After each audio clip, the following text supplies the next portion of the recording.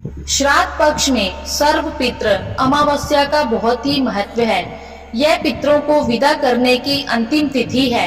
अगर कोई श्राद्ध तिथि में किसी कारण से श्राद्ध ना कर पाया हो या फिर श्राद्ध की तिथि मालूम ना हो तो सर्व पितृ श्राद्ध अमावस्या पर श्राद्ध किया जा सकता है। आइए जानते हैं इसकी पौराणिक कथा क्या है।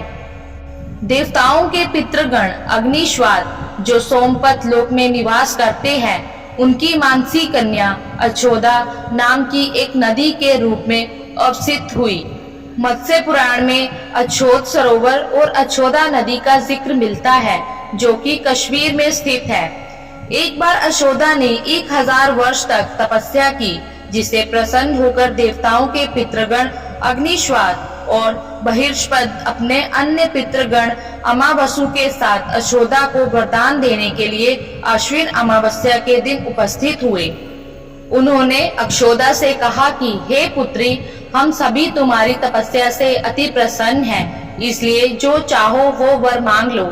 लेकिन अक्षोदा ने अपने पितरों की तरफ ध्यान नहीं दिया और वह अति तेजस्वी पितृ अमावसु को अपलक निहारती रही।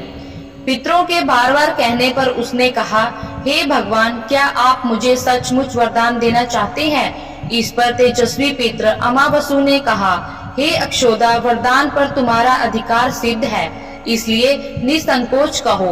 अक्षोदा ने कहा, भगवान, यदि आप मुझे वरदान देना ही चाहते हैं तो मैं तत्क्षण आपके साथ रमण कर आनंद लेना चाहती हूँ।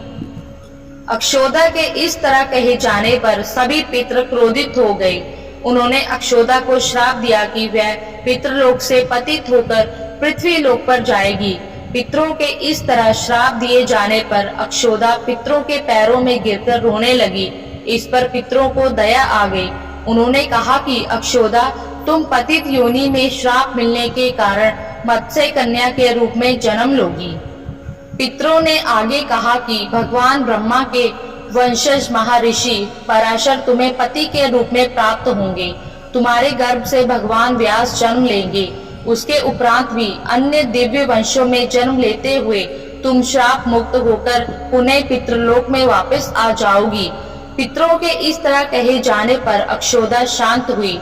अमावसु के ब्रह्मचर्य और धैर्य की सभी पितरों ने सराहना की एवं वरदान दिया कि यह अमावस्या की तिथि अमावसु के नाम से जानी जाएगी। जो प्राणी किसी भी दिन श्राद्ध ना कर पाए, वह केवल अमावस्या के दिन श्राद्ध तर्पण करके सभी बीते 14 दिनों का पुण्य प्राप्त करते हुए अपने पितरों को तृप्त कर सकते हैं।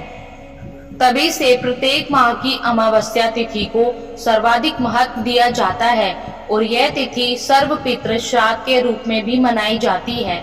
उसी पाप के प्रायश्चित हेतु कालांतर में यही अछोदा महर्षि पराशर की पत्नी एवं वेद व्यास की माता सत्यवती बनी थी।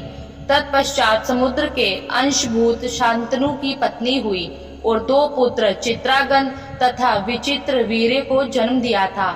इन्हीं के नाम से कलयुग में अष्टका श्राद्ध मनाया जाता है। धन्यवाद।